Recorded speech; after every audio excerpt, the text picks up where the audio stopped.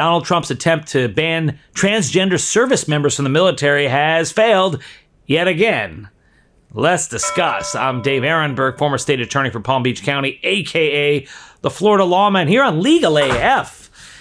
It's our first time together, Legal AF. I was at Court Authorities, an affiliate of the Midas Touch Network, and now we've joined forces, merged to become a stronger, better Legal AF, and so I'm happy to be with you.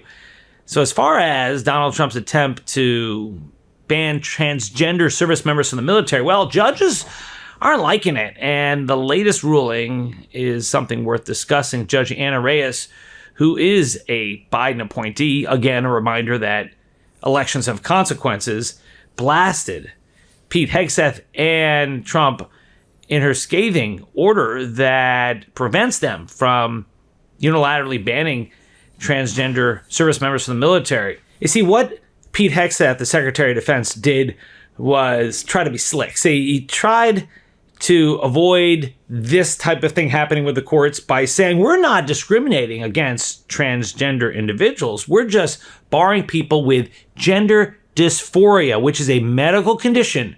So we're not discriminating against trans service members as a class. That, he knew, would be thrown out as unconstitutional. So instead, this is about a medical condition, right? We're going to ban people with heart conditions, flat feet. Do they still ban people with flat feet anymore from the military? I don't know, but they're putting gender dysphoria in a category where, it makes you incapable of serving in the military. But Judge Reyes, who sits in the District of Columbia Federal Court, saw right through it and says that gender dysphoria is not like other medical conditions, something defendants well know. It affects only one group of people. All persons with gender dysphoria are transgender, and only transgender persons experience gender dysphoria. Does this mean that all transgender persons have gender dysphoria? No, of course not. But it does mean that when defendants regulate gender dysphoria, they knowingly and necessarily regulate only transgender persons. This litigation is not about a medical condition. A medical condition has not given its country decades of military service, or deployed into combat zones throughout the globe, or earned countless commendations. People have. A medical condition has not fought terrorism, or analyzed intelligence, or commanded platoons. People have. A medical condition has not been accused of lacking warrior ethos, or been branded dishonorable, dishonest, and undisciplined, or been threatened with the loss of livelihood. People have. Transgender people. I mean, it really isn't that hard to figure out what was going on here. I mean, President Trump has made a lot of comments about banning transgender individuals from the military. So when you come up with a policy that has that effect, even if you're not actually saying that's what we're going to do, well, if it walks like a duck and talks like a duck and quacks like a duck, yeah, it's a duck. I guess a duck doesn't talk, would just quack. Okay. But you get my picture, sir. See, this is not the only judge to see right through it. There was another federal judge over in Washington State who had a similar matter. An opinion written by Judge Benjamin Settle, who was appointed by George W. Bush. And he said that this case is the rare one that warrants a nationwide injunction. So the Trump folks are saying this is just unfair that a single judge can ban an entire policy nationwide, a single judge in one district. Well, we didn't hear this complaint when a single judge, a right-wing judge out of Texas, banned the abortion drug mifepristone nationwide. One district in one part of Texas banned that drug nationwide. And so when you hear people complain about liberal activist judges, in reality, activist judges are just judges who disagree with you, because the right wing loves activist judges.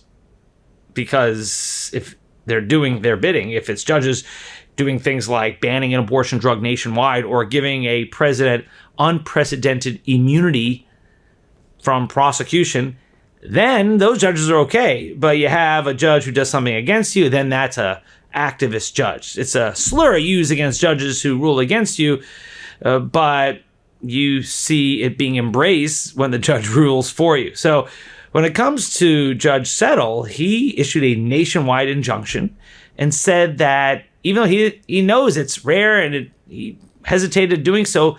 In this case, it was necessary because the record is clear that the military ban would impact all branches of the military nationwide.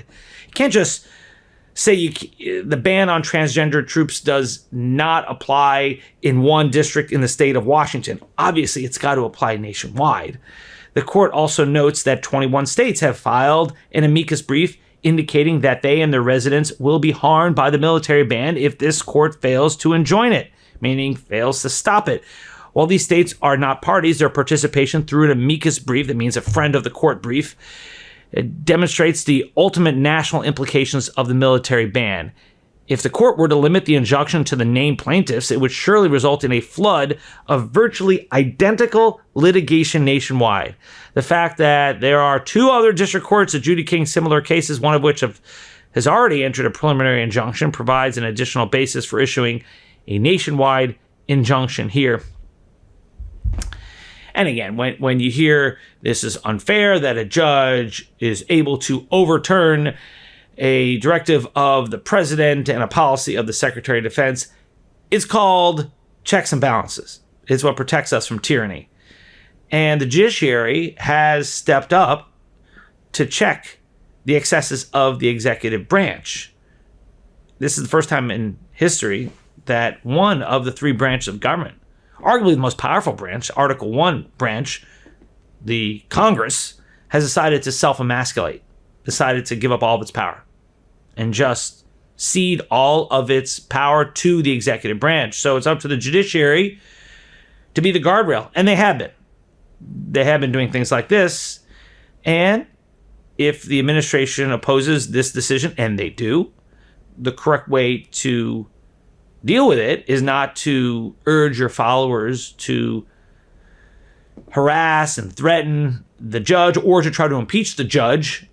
After all, Chief Justice Roberts said that in his recent post, saying the correct avenue for disagreeing and trying to overturn a judicial ruling is not to is not to impeach the judge, it's to appeal. It's to appeal the judge. So you can go appeal all the way up to the U.S. Supreme Court. And these cases are going to the U.S. Supreme Court. So the U.S. Supreme Court will have a busy docket. And although I know some others are down on the Supreme Court based on the immunity ruling, I get it. But we've seen recent rulings where Chief Justice Roberts and Amy Coney Barrett have moved away from MAGA and seem to realize the moment that we're in.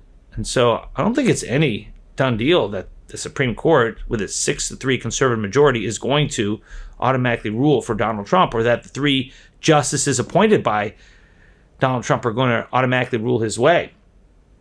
We've seen Amy Coney Barrett continue to move away from MAGA, and we've seen occasionally Justice Kavanaugh rule with the resistance. But you can always count on Clarence Thomas and Alito to side with MAGA whenever possible. But we'll get to that when the Supreme Court hears the case. But in the meantime, these injunctions stand, and they are nationwide. And the Trump administration is burning up about it, because it's not just this. There are other issues involving budgets and employees and USAID and immigration. There's all these other issues where the courts have put a kibosh on Trump priorities. When it comes to the issue of transgender service members, you've seen judges not just block the ban, but do so nationwide, and do so with very strong language. So this is something worth following here on Legal AF, and we will. I'm Dave Aronberg, aka the Florida Lawman. If you like this video, please like, subscribe, share with a friend, leave a comment below. Thank you for all your support, and I'll see you next time. In collaboration with the Midas Touch Network, we just launched the Legal AF YouTube channel. Help us build this pro-democracy channel where I'll be curating the top stories at the intersection of law and politics. Go to YouTube now and free subscribe at Legal AF MTN. That's at Legal AF MTN.